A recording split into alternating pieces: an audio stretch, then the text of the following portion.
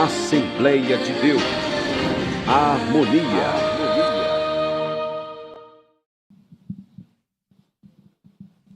Queridos, é com alegria que nesta hora eu cumprimento a todos com a paz de Cristo Jesus. Aos que estão em suas casas, a nossa gratidão por estar ligados aqui com a gente. Vamos juntos adorar o Senhor. Está presente Elaine Fabiana Gomes da Silva e Alice Maria da Silva. Onde estão? Muito bem, fique de pé também. Essas duas irmãs, tendo visitado aqui algumas vezes e conhecido a Assembleia de Deus Harmonia, depois de um período, elas nos procuraram com o objetivo de se tornarem membros ativos aqui na nossa Igreja Harmonia. E tendo-as ouvido e compreendido que elas estão em gozo de comunhão na condição de membros da igreja, nós estamos apresentando-as nesta hora para que a igreja possa recebê-las como os mais novos membros aqui da Assembleia de Deus Harmonia. Vocês fazem isto com alegria? Digam amém. Um amém mais forte. Muito bem. Uma salva de palmas como boas-vindas. Aceitou Jesus, um jovem chamado Diego. Eu não sei se ele está aqui à noite. Muito bem. Vou ver. Então, estejam inteiramente à vontade. Nós estamos em família e juntos vamos fazendo a obra do Senhor nesta localidade e expandindo à medida que o Espírito Santo ordenar. Como é o nome do jovem? Diego, que fez a sua decisão para Jesus, está presente? Muito bem, está ali atrás. Que Deus o abençoe grandiosamente. Por que não, hein? Uma salva de palmas para ele também. É a mais sábia decisão. O cantor já entoou um hino dizendo que a melhor coisa que fez foi exatamente receber a Cristo como Salvador. Esta decisão faz toda a diferença. A Bíblia diz que, em relação a Jesus, ele veio para o que era seu. Os seus não o receberam, mas todos quantos o receberam, ele deu-lhes o poder de se tornarem filhos de Deus. Então, se o mundo inteiro compreendesse este pequeno texto da Bíblia, com certeza todos passariam a viver uma vida vitoriosa, porque a Bíblia diz que com Jesus, simplesmente aqui no chão desta vida, nós conquistaremos 100 vezes mais, e por fim, a vida eterna. Então, é uma proposta grandiosa que Cristo veio trazer. Por isso mesmo, a sua afirmação: eu vim para que tenham vida, e vida abundante, vida eterna. Que bom que nós descobrimos este grandioso tesouro. Então, nós vamos agora orar por algumas pessoas que pedem oração. Diego Félix, Débora Cristina, Selma Souza, problema de saúde, Elon Félix e André Félix, e também Thaís Roque, problema de saúde. O nosso irmão Edivaldo, ele sofreu um acidente e está ausente em função disso. Vamos orar por ele também. Nossa irmã Lourdes, que cirurgiada, está se recuperando. Tivemos a oportunidade de visitá-la essa semana. Edneuza, que é a mãe do nosso irmão Ramos, está também cirurgiada e precisa das orações.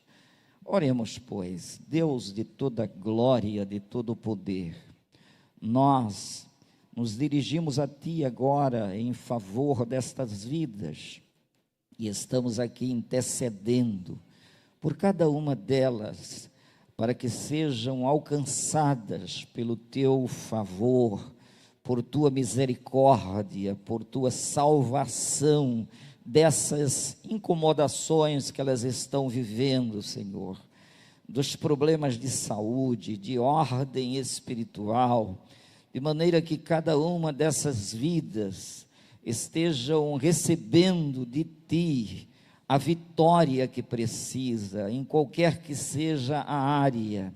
O Senhor é suficientemente poderoso para atender, restabelecer a saúde de cada um, a alegria, sobretudo a alegria da salvação. Nós pedimos isto em nome do Senhor Jesus. Amém e amém. Bom, amados, nós vamos nos valer desses minutos restantes e vamos ler a palavra de Deus. Nós estamos dando sequência à reforma protestante, né? E hoje eu quero ser bem sucinto e o mais objetivo possível para a gente avançar. Nosso tema hoje, nós iremos iniciar os 5 solas da reforma protestante. Então vamos para Atos dos Apóstolos, capítulo 2, leremos os versos 42 e 43.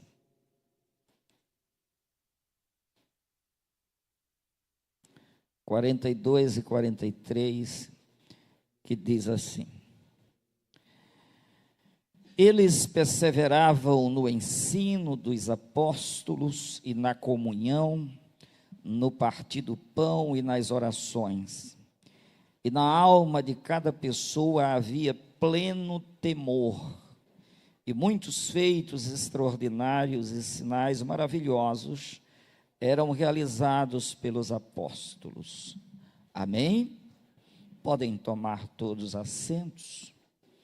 Queridos, eu quero, mais uma vez, só lembrando a todos que não se distraiam, mantenham os aparelhos de celulares desligados, para que a gente possa, então, remir. Nós temos apenas alguns minutos para o final do nosso culto e, portanto, devemos remir o nosso tempo.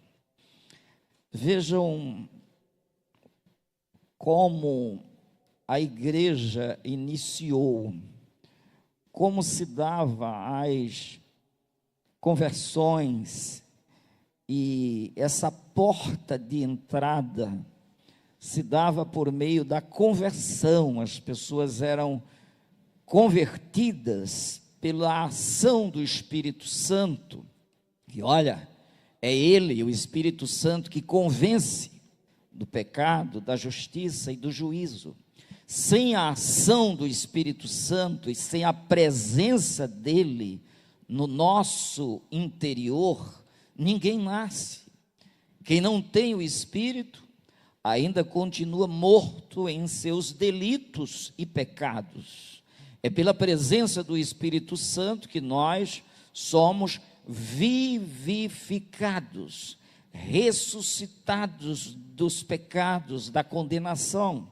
É por essa ação. Então a gente vê que quando isso ocorre, a transformação é plena.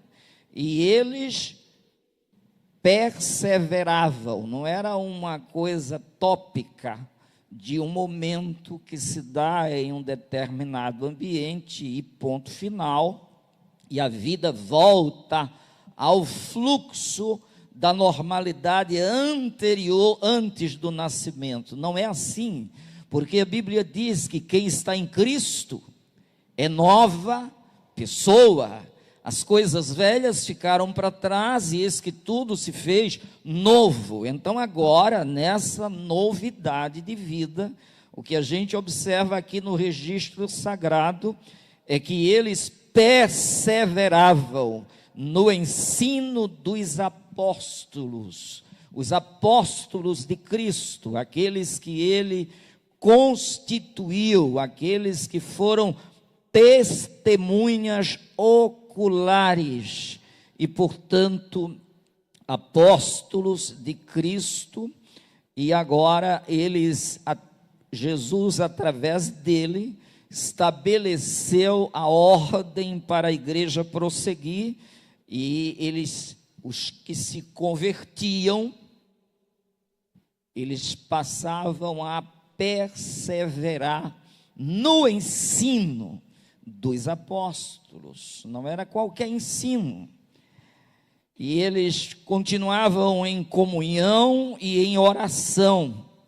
E em cada alma, cada uma dessas pessoas carregava o temor.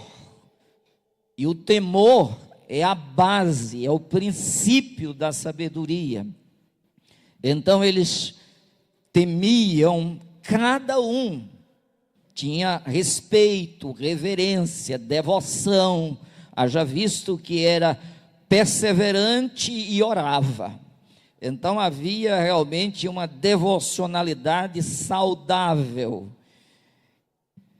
Com isso, o tempo foi passando e a gente, conforme as duas últimas mensagens, a gente foi buscar isso aqui só para fundamentar, para esse ponto de partida, mas o fato é que enquanto nos 3 primeiros séculos, essa igreja foi muito assolada, perseguida, mas mesmo assim, à medida que a perseguição ocorria, eles se deslocavam, perdendo suas propriedades, muitas vezes, se deslocando forçadamente sob a perseguição, e assolados assim, eles se espalharam por todos os lugares, pregando o evangelho, e o Espírito Santo ia conduzindo este povo de um modo poderoso, apesar de toda a perseguição.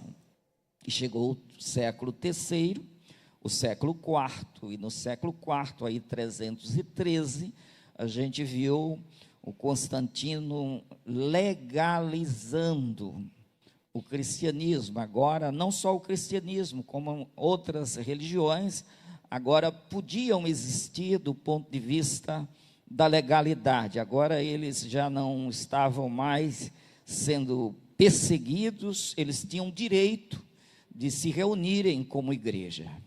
E passando aí em 380, veio uma outra fase, já não mais com Constantino, onde o cristianismo agora não era só legal, ele agora era a religião oficial do Império Romano.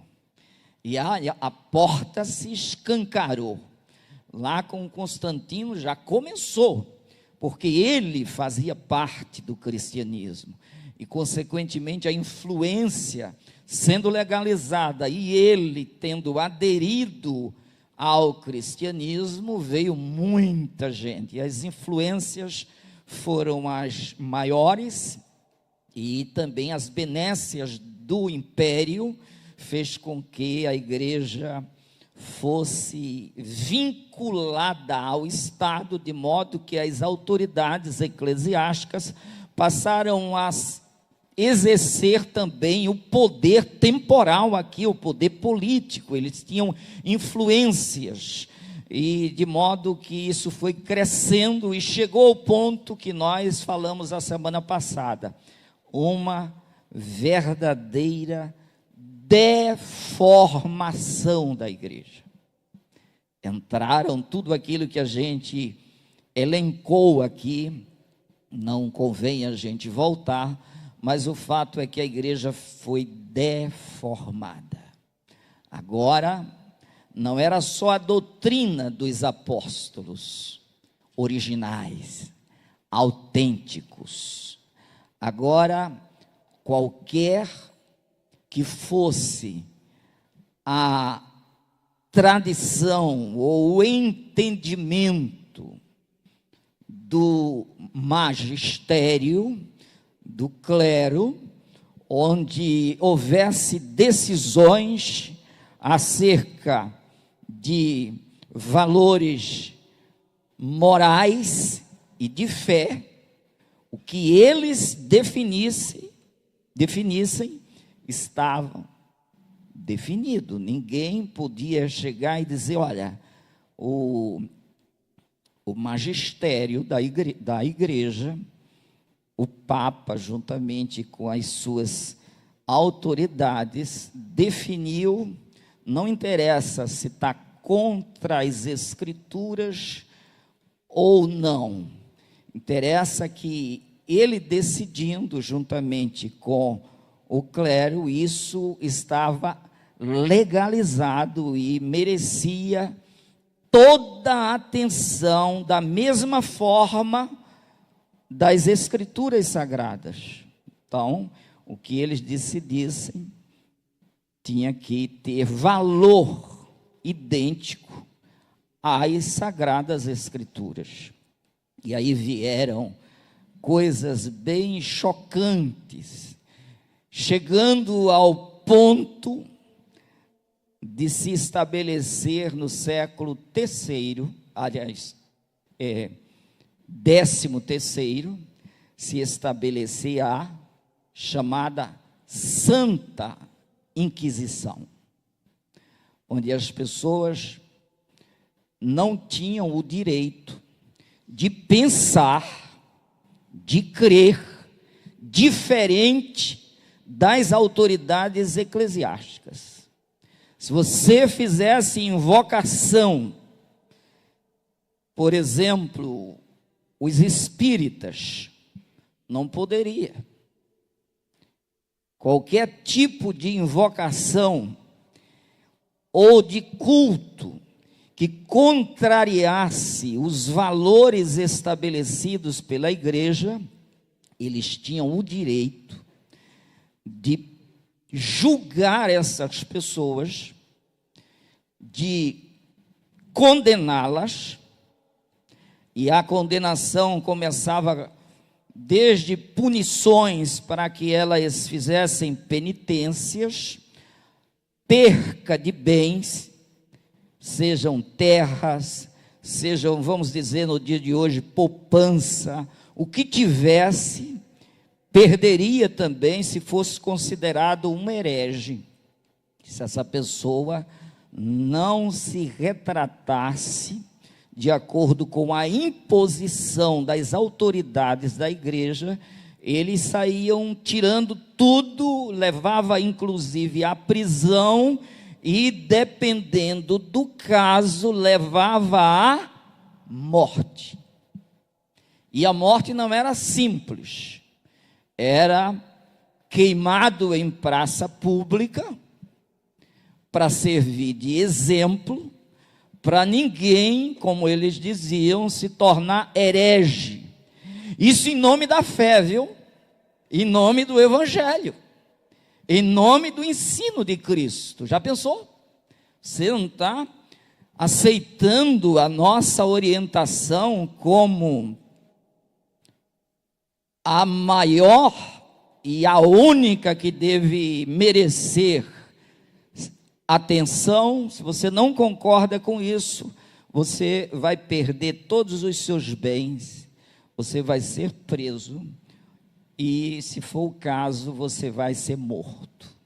Em uma só dessas ramificações, cerca de 150 mil pessoas foram julgadas. Destas, aproximadamente entre 3 a 5 mil foram executadas em nome da santidade da igreja. Olha que coisa poderosa, hein? Esmagadora, triste, não é? Então veja a que ponto chegou. E outra coisa, esses bens que eram tirados dessas pessoas, sabem para onde ia? Para a igreja. Era muita coisa. Agora eram tudo da igreja. E ela pegava esse dinheiro para patrocinar os tribunais da Inquisição no mundo de então, impondo, patrocinando, pagando, enriquecendo, além dos 10% que era obrigatório, porque afinal era a religião do império, e aí todos tinham que contribuir, e a porta de entrada não tinha nada a ver mais com a conversão, era a conveniência religiosa do momento, porque afinal de contas essa igreja se tornou a religião oficial do império. É um peso muito grande, não é?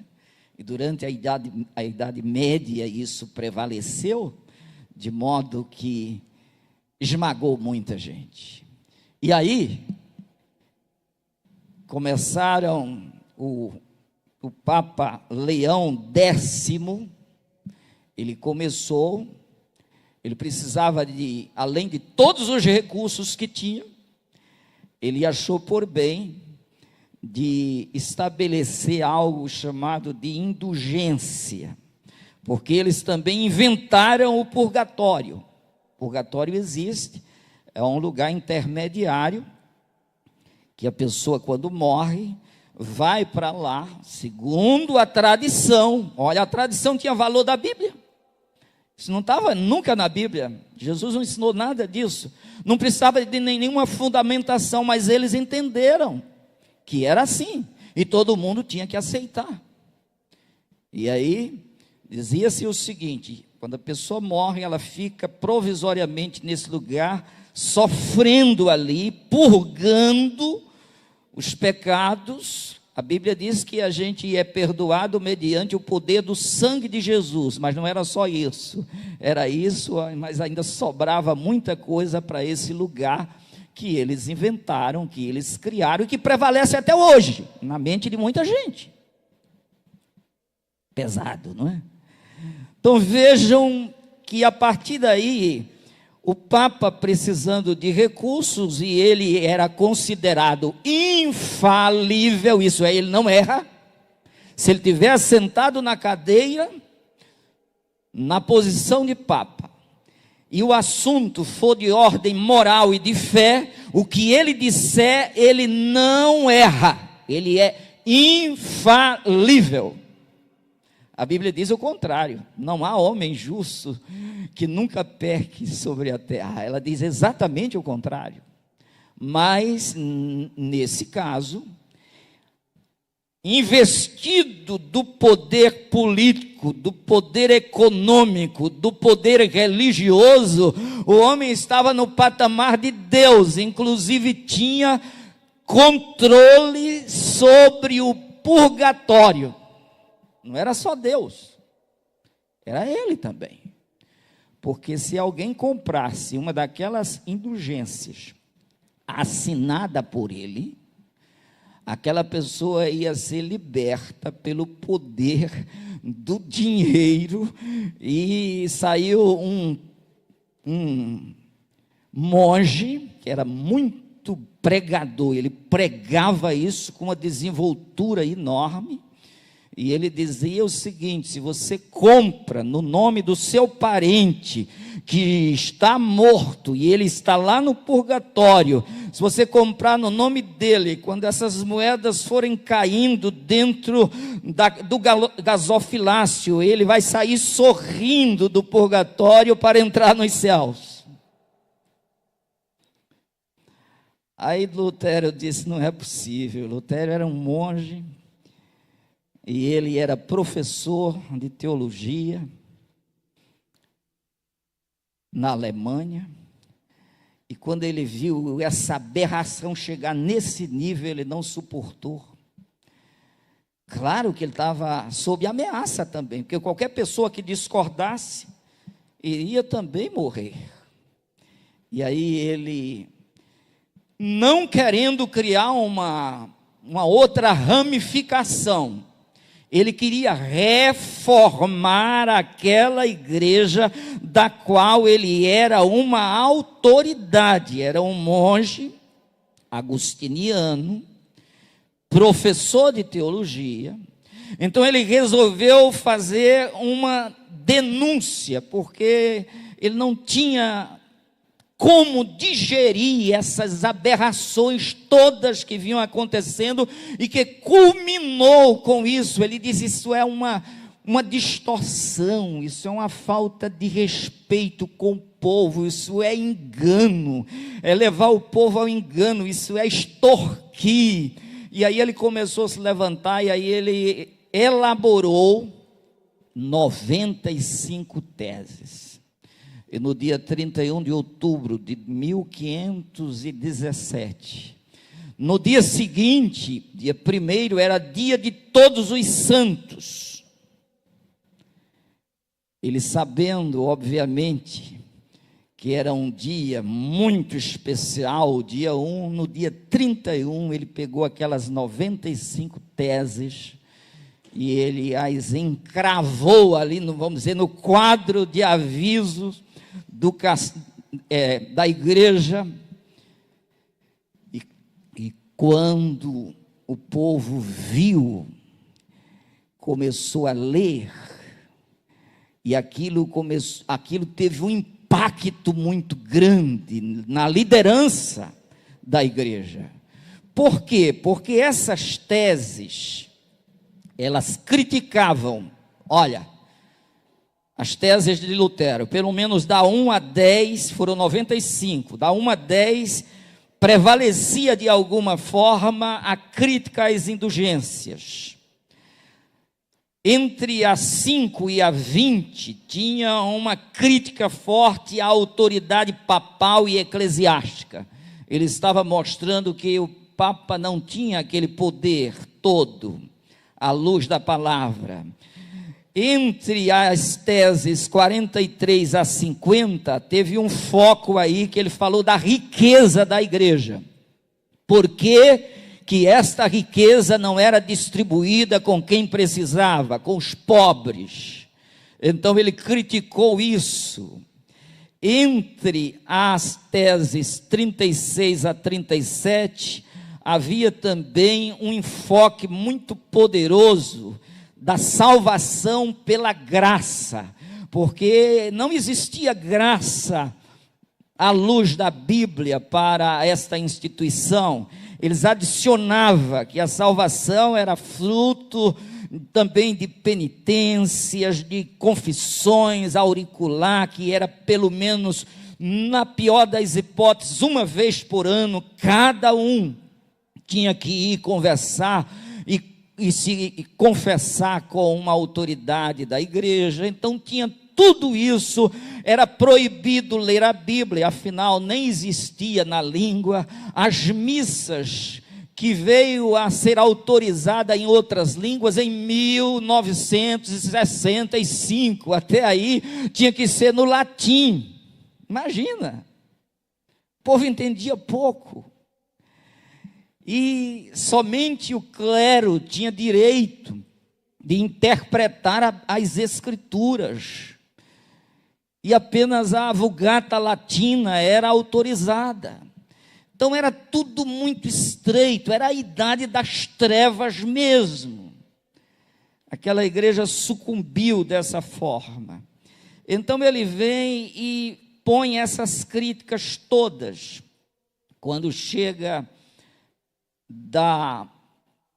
entre as teses 51 a 80, tinha um ponto também forte, a preocupação pastoral, que ele não estava identificando esse pastoreio da igreja, muito pelo contrário, era o espírito de engano, desviando o foco do arrependimento para a salvação. Eles não pregavam exatamente isso, então ele chamou a atenção.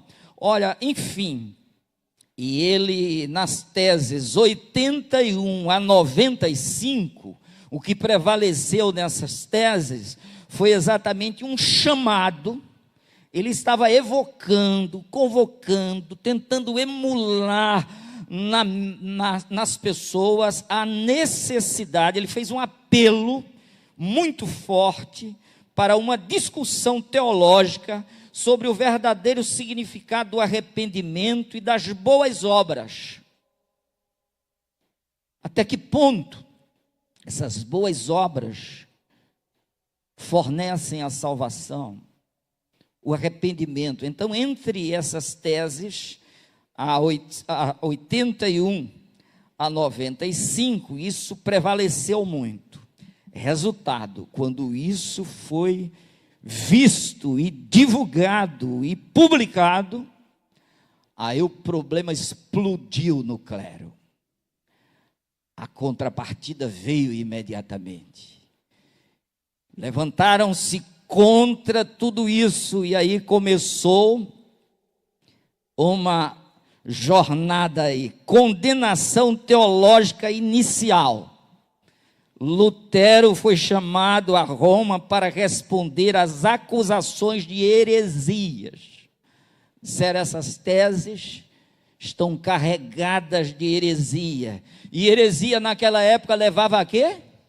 Poderia levar à morte. Então esse era um caso que estava dentro dessa visão de morte, de aniquilação, não é? Então, uma segunda coisa que fizeram, conselhos e debates públicos, aquilo de alguma forma suscitou no meio uma discussão, não é? Eles começaram a discutir isso em várias etapas e condenando sempre o Lutero, e pediram para que ele se retratasse. Ele se recusou a retratar-se, mas insistiram, continuaram insistindo para ver se havia um jeito. Não havendo, o Papa Leão X, ele ameaçou de excomunhão.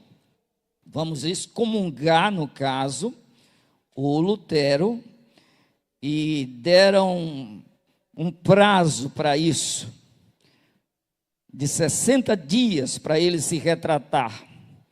Aí não houve jeito, então foi quando excomungaram o Lutero e deram para ele aquele certificado de excomunhão, não é?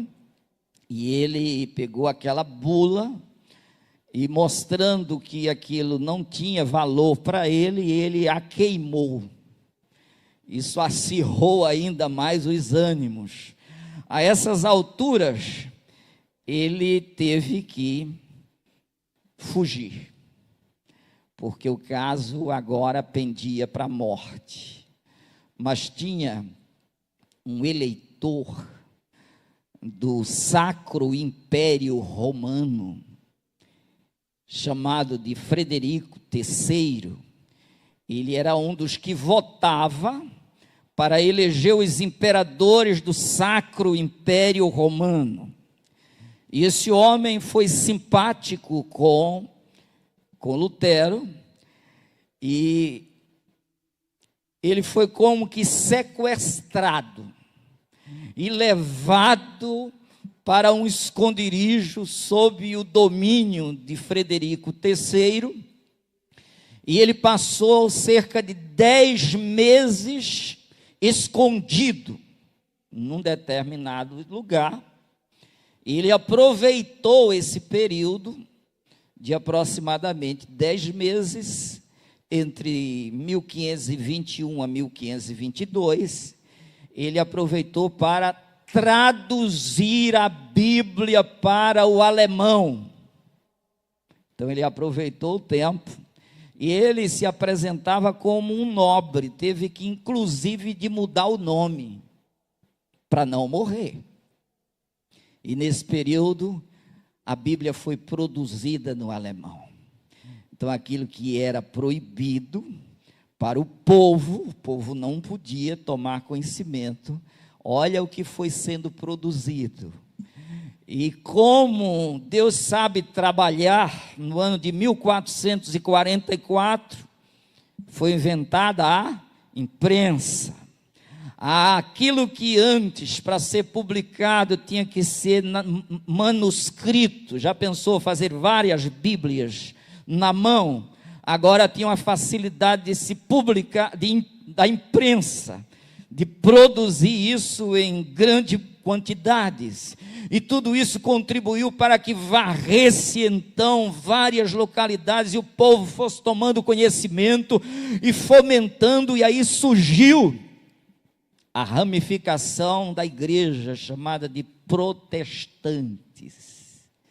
Agora, esse povo foi crescendo porque alguns nobres e alguns dominadores também foram aderindo ao protestantismo, entendendo que eles tinham total razão, porque ninguém faria um estrago tão grande sem despertar mentes inteligentes, nobres, que realmente tivesse o mínimo de bom senso para pensar, pelo menos. Então, quem pensava, quem tinha o mínimo de dignidade, não ficaria ali dentro. Não tinha como concordar com tamanhas aberrações. Então, começou a haver uma cisão.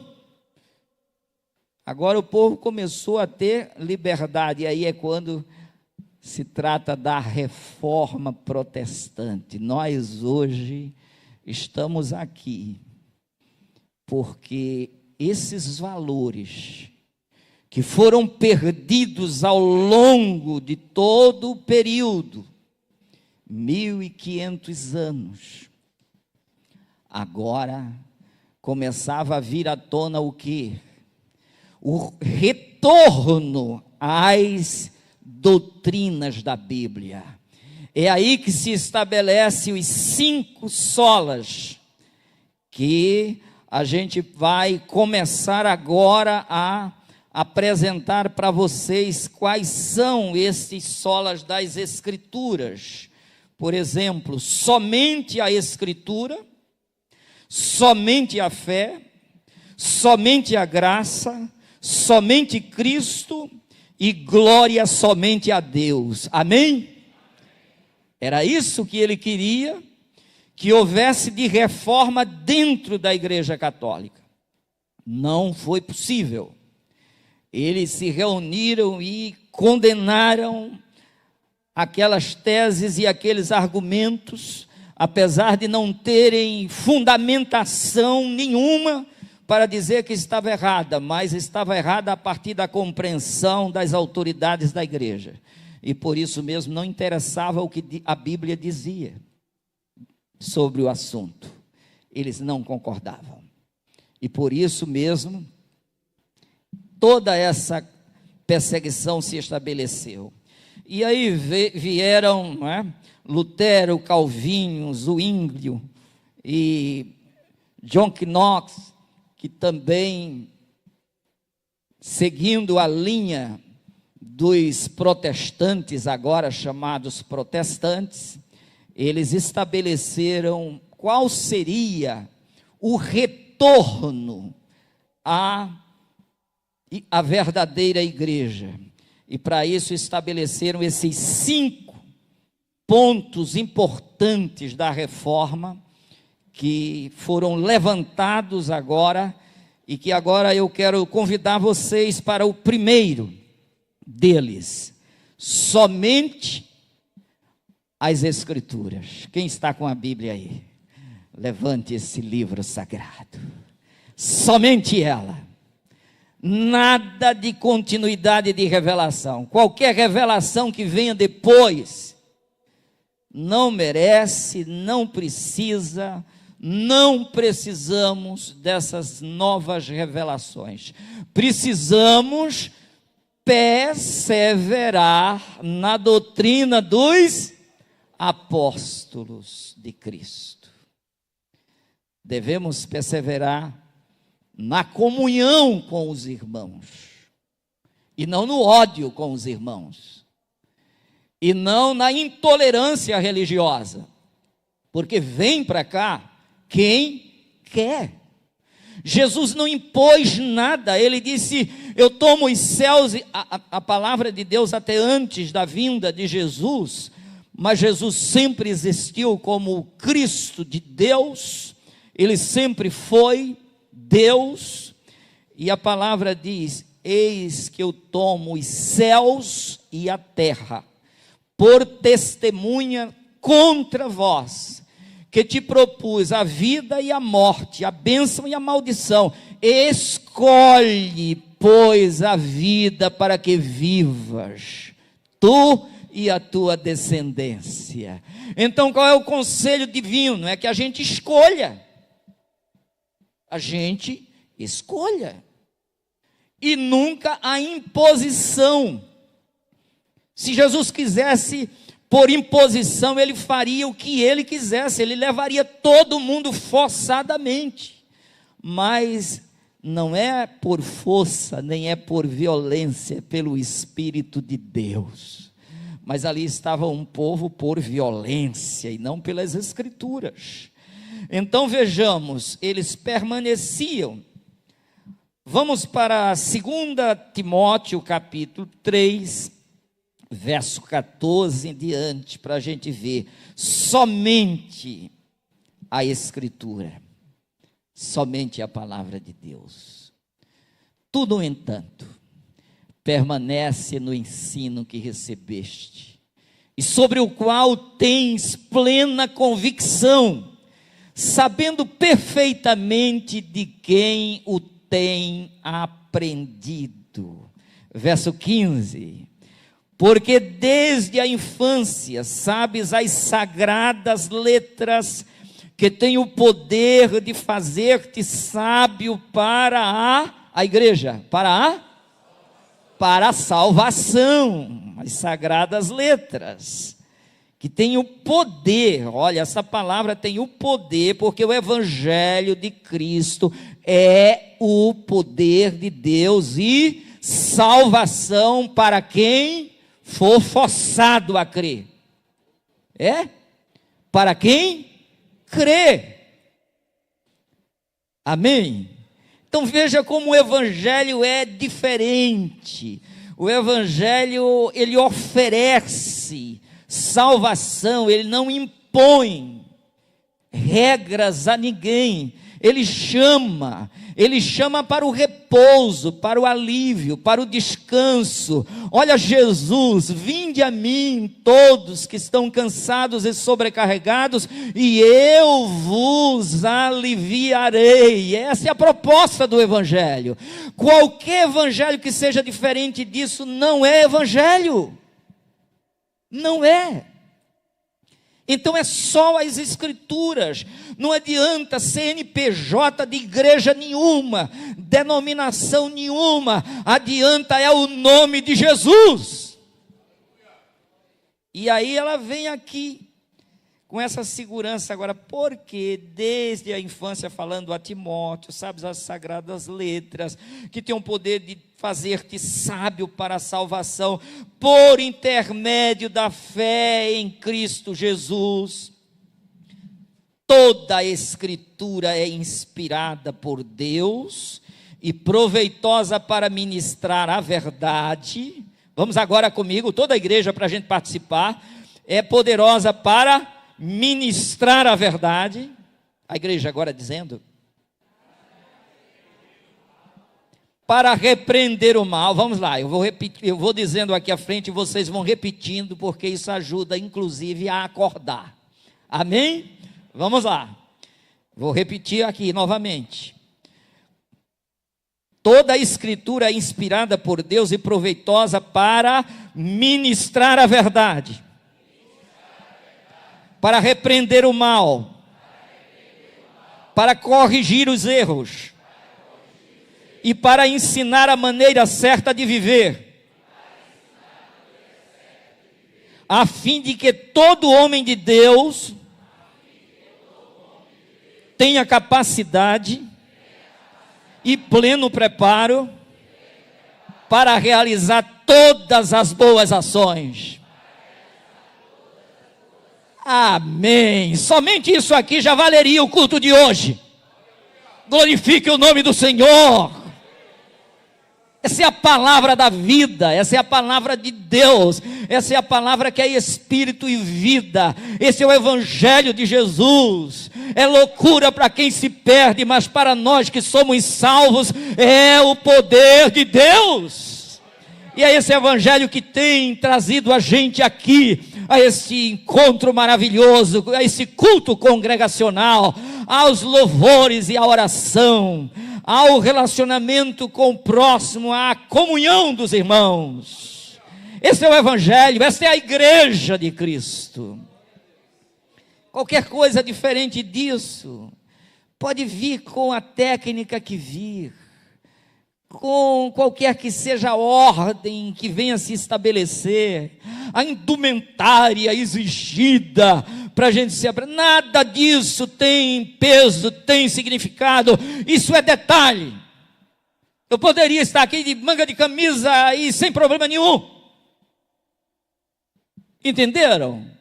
É apenas o nosso costume, o nosso hábito. A gente gosta porque a gente acha que fica bem apresentável. Então, bons costumes fazem parte. Mas eu poderia estar aqui de tênis, calça jeans, camisa, manga curta, aqui sem problema nenhum, e pregando o evangelho, camisa polo, e seria a mesma coisa, o mesmo poder, o mesmo espírito. Porque essas coisas são detalhes e costumes humanos. Mas não, tem que ter aquilo tem a ver com os romanos. Inclusive 25 de dezembro era o Deus Sol, aí tem que entrar, e casou e fechou, e hoje a gente não vai inventar nada, a gente celebra no dia 25 mesmo tendo convicção de que Jesus não nasceu no dia 25 de dezembro. Mas ele nasceu num dia do ano, e como é histórico isso, a gente tem que entrar, tem que celebrar, a gente vai inventar outro. Não, sem problema nenhum, nós estamos celebrando o nascimento de Jesus, com liberdade, com grandeza, sabendo que isso não atrapalha em nada. Glória a Deus. O bom é que Jesus veio. Jesus está onde? Ele está aqui, no meu peito, no teu peito. Oh, glória a Deus. Quem me ama, guardará a minha palavra. Meu Pai o amará, e viremos para Ele, e faremos nele morada. Diga amém. Você é morada do Espírito Santo, templo do Espírito Santo de Deus. Pregar isso era heresia. Olha, dignos de morte, morrer na fogueira, em praça pública. Por quê? Porque a gente prega isso aqui. Já pensou? Graças a Deus que eu não nasci naquela época, senão eu tinha sido um bom candeeiro na praça pública. Porque como negar isso? Se essa coisa está implantada no nosso coração pela presença do Espírito Santo de Deus. Muitos mártires deram testemunhos poderosos, morreram por causa disso, viu? Não pense que isso foi implantado assim sem derramamento de sangue. Foi com derramamento de sangue, assim como Estevão, mas eles cheios do Espírito de Deus, dizendo que Estevão disse: não lhes impute este pecado, e sendo apedrejado viu os céus abertos, e Jesus em pé à direita do Pai. Essa é a visão da glória, gente. Então, nós não temos que nos curvar diante de nada. E não vá dormir com medo, não. Se vier perseguição, e daí? O Espírito de Deus está conosco. Deus de Jacó é o nosso refúgio. Ainda que eu ande pelo vale da sombra da morte, não terei medo, porque tu estás comigo. A tua vara e o teu cajado me consolam. Os apóstolos foram assassinados, mas não recuaram uma vírgula. Não tem como a gente recuar dessa palavra, porque esse caminho não tem retorno. Nós estamos seguindo a Cristo. Estou seguindo a Jesus Cristo. Deste caminho eu não desisto, estou seguindo a Jesus Cristo, atrás não volto, não. Glória a Deus! As minhas ovelhas, eu tiro as minhas ovelhas e vou adiante delas. Elas me seguem porque estão ouvindo a minha voz. Eu as conheço e delas eu sou conhecido. Por elas eu sou conhecido. Então não tem outro retorno. A gente vai em frente, seguindo a Cristo. Olha que maravilha. Então toda a instrução está nas Sagradas Escrituras, inspiradas por Deus. Sabe qual era a conclusão lá daqueles homens que chegavam lá comprando cargos, viu? Porque cargos eram vendidos naquela época também para liderar, fazer parte do clero. Então, muito dinheiro, não é?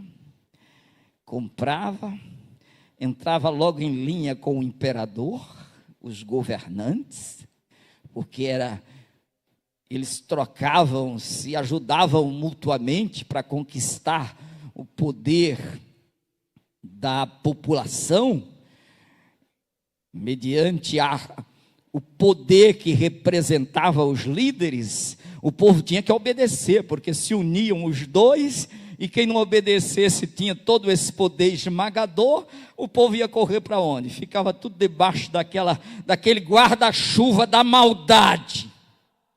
E aí os cargos eram conquistados, comprados, assim.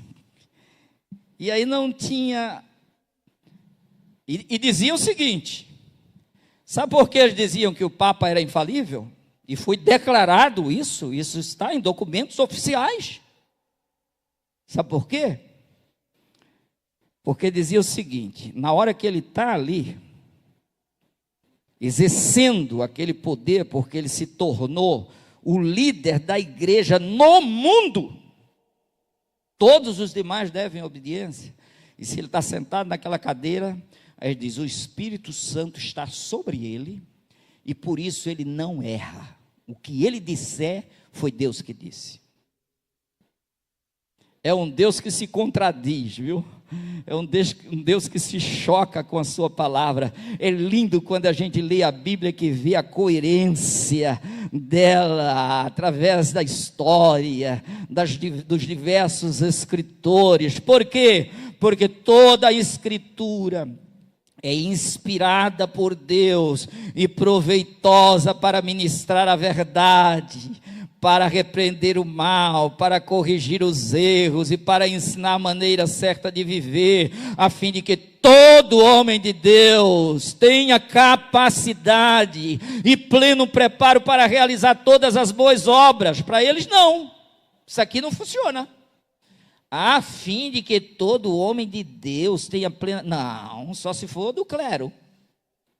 Se for do clero, ele pode interpretar e ter capacidade. Mas se não tiver, você vai ter que se submeter cegamente ao que eu disser. É por isso que teve que surgir os protestantes, não é? Tem que protestar isso aqui ou não? Então nós somos protestantes no bom sentido da palavra. A gente protesta o que a palavra de Deus protesta. Diga amém. E continuaremos. Não estamos aqui nos levantando contra a religião de ninguém. Nós estamos pregando o Evangelho de Cristo. E nos levantando contra o erro, contra o pecado, porque a maneira certa de viver está nas Escrituras sagradas. Aí sim, para que vós sois o sacerdócio real, a nação santa, o povo adquirido. Olha quem somos agora em Cristo.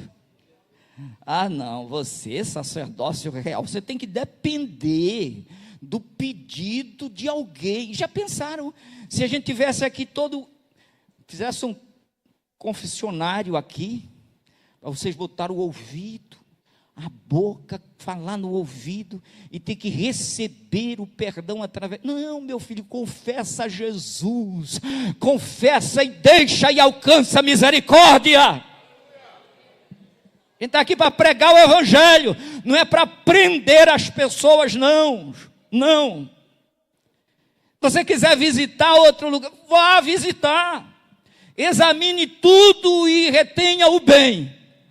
Como eu vou saber o bem? Conheça a palavra de Deus e você conhecerá o bem. Amém? Aqui não tem grade. Amém? Não tem grade essa igreja. Aqui tem palavra de Deus, lâmpada para os nossos pés e luz para o nosso caminho. A palavra de Deus. Você pode não gostar desse nome, mas você não pode dizer que aqui a Bíblia não é ensinada. Amém? E o que prevalece aqui é a Bíblia. É a palavra de Deus. Já pensou a gente se reunindo aqui, como as autoridades da igreja, definindo uma série de regras para vocês, chocando-se com a Bíblia que está na mão de vocês, e a gente querer impor para vocês isso? O medo era tão grande que não colocava a Bíblia na mão do povo. Proibia. E se você for ver na história, eu confesso que eu já li, hoje eu não sei dizer em que época, mas nessa cidade paulista foram feitas fogueiras de Bíblia, para tirar, na tentativa de tirar da mão do povo. Geralmente era a autoridade, o delegado, e qual era a outra autoridade das cidades? Era a autoridade da igreja, era o padre e o delegado.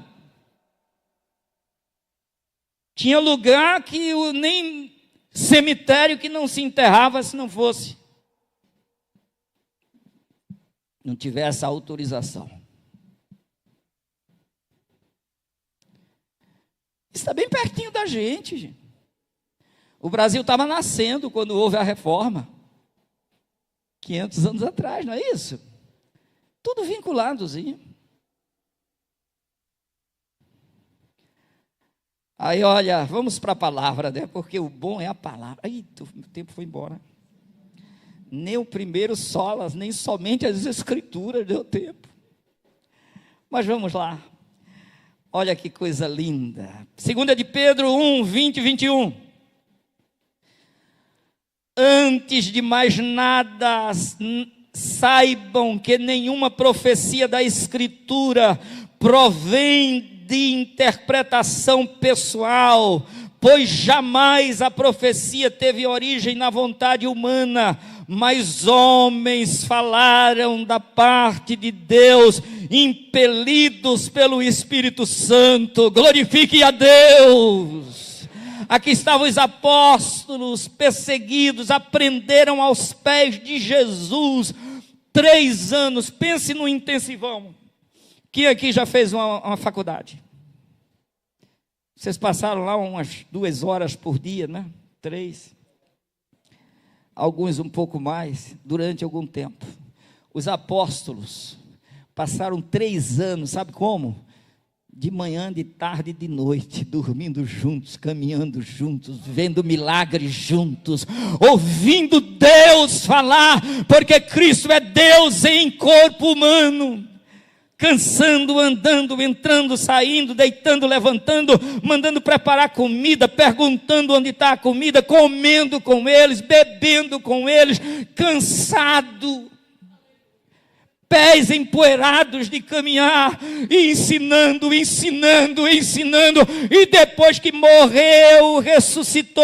Antes de morrer, chamou muitas vezes, entrou e disse: olha, eu vou morrer, vai ser assim, assim, assim, no terceiro dia eu vou ressuscitar. Ele repetiu isso, chamou à parte, comunicou, insistiu, e mesmo depois eles ainda não conseguiram entender tudo. E aí ele se apresenta ressurreto a eles, e eles ficam questionando. Ele diz: honestos e tardos de coração, por quê? Eu não disse tantas vezes. E aí ele enviou o Espírito Santo para vir habitar cada um deles. E agora esses homens, mas homens falaram da parte de Deus, impelidos pelo Espírito Santo. Hebreus 4:12, pois a palavra de Deus é viva e eficaz, e mais afiada que qualquer espada de 2 gumes, ela penetra até o ponto de dividir alma e espírito, juntas e medulas, e julga os pensamentos e as intenções do coração. Amém? Essa é a palavra de Deus, ensinada, pregada por estes homens. Esta é a doutrina dos apóstolos, na qual a igreja perseverava. Porque essa palavra está no Salmo 119, o verso 104. Graças aos teus preceitos tenho mais entendimento, por isso detesto todos os caminhos da mentira. Tua palavra é lâmpada que ilumina os meus pés, e é luz que clareia o meu caminho. Você pode dizer amém. Você pode dizer: eu vou sair daqui caminhando com firmeza, pisando firme, porque o Senhor está comigo. Ainda que eu esteja passando por adversidades 1000, Ele me segura e me conduz. Aleluia. Ah, meus queridos, Efésios 1:12, com o objetivo de que nós, os que primeiro esperamos em Cristo, sejamos para o louvor da sua glória. Nele, igualmente, vós, tendo ouvido a palavra da verdade, o evangelho da vossa salvação, e nele também crido, fostes selados com o Espírito Santo da promessa, que é a garantia da nossa herança, para a redenção da propriedade de Deus, para o louvor da sua glória. Esse evangelho que a gente creu, e agora somos propriedade de Deus, pela presença gloriosa do Espírito Santo. Ah, queridos, como eu precisaria de tempo aqui. Gálatas 1:7, que na verdade não é o evangelho. Aquilo que eles estavam pregando lá agora, deformado, não era o evangelho. O que acontece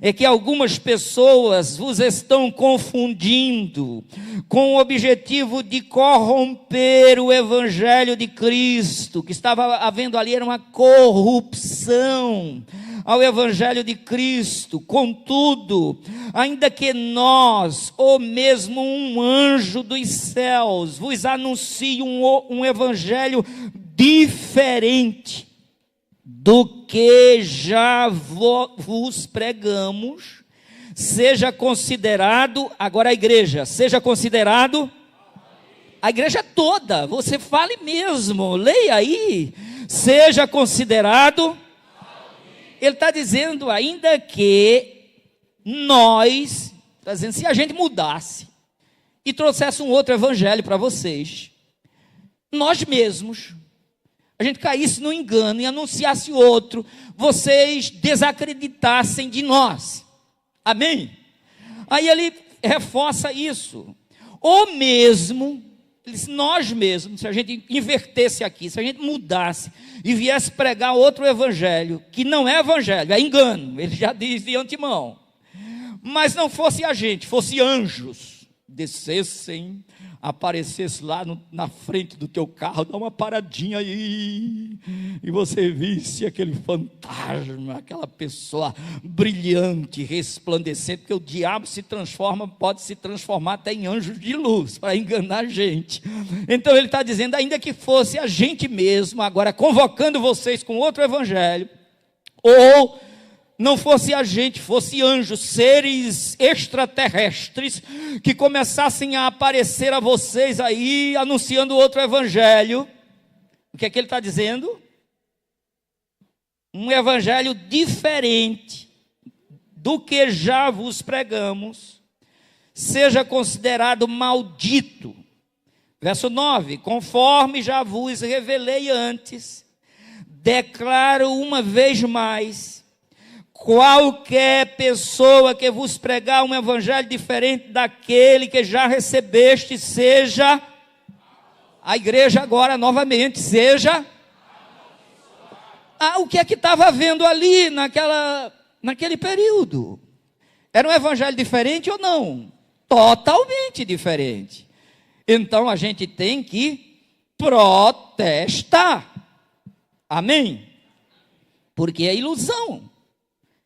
Jeremias 23:16, assim afirma o Senhor dos exércitos, não deis ouvidos às palavras dos profetas, que vos pregam enchendo-vos de ilusões, falam de uma visão que lhes sobe do próprio coração, motivado por dinheiro, por fama, por posição, por dominação das pessoas, sobe do próprio coração e não dizem uma palavra que proceda da boca de Yahvé, que proceda da boca de Deus.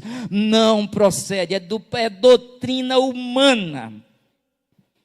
Primeira, eu agora vou avançar, Colossenses 2:8, tendo cuidado, para que ninguém vos faça presa sua, por meio de filosofias e vãs sutilezas, segundo a tradição dos homens. Havia lá, e há hoje, uma revelação chamada a tradição. É aquilo que a igreja ao longo do período foi admitindo como verdade, chamado de tradição, a continuidade da revelação. É aquilo que entenderem que seja doutrina de moral e fé e vai se estabelecendo como tradição. Então, tendo cuidado para que ninguém vos faça presa sua por meio de filosofias e vãs sutilezas, segundo a tradição dos homens, segundo os rudimentos do mundo, e não segundo Cristo. Tem nada a ver com Cristo. Quando você bota o gabarito de Cristo, tudo está fora. Então a gente tem que ficar com Cristo, diga amém.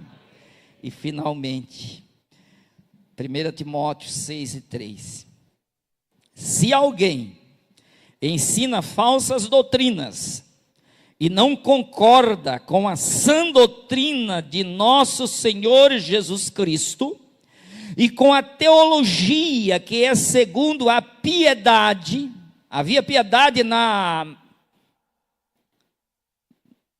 venda de indulgências, havia piedade na Santa Inquisição, havia piedade. Então, se alguém ensina falsas doutrinas e não concorda com a sã doutrina do nosso Senhor Jesus Cristo e com a teologia que é segundo a piedade, o amor, é arrogante e nada compreende, todavia, delira em questões e controvérsias acerca da palavra. Dessa atitude brotam as invejas, brigas, difamações, suspeitas malignas. Resulta em tudo isso. Essa guerra terrível é porque rejeitaram a palavra de Deus que ensina a maneira certa de viver e caíram no erro, na doutrina dos homens. Mas o apelo de Lutero, através das 95 teses, foi dizendo: vamos retornar, vamos tomar forma novamente, a gente perdeu a forma, vamos reformar. Mas mesmo assim, não aceitaram retornar, surgiram os protestantes, e nós precisamos de todos os dias lembrar que é somente a Escritura, é somente a fé, é somente a graça, é somente Cristo, e louvor e adoração é só a Deus. Amém?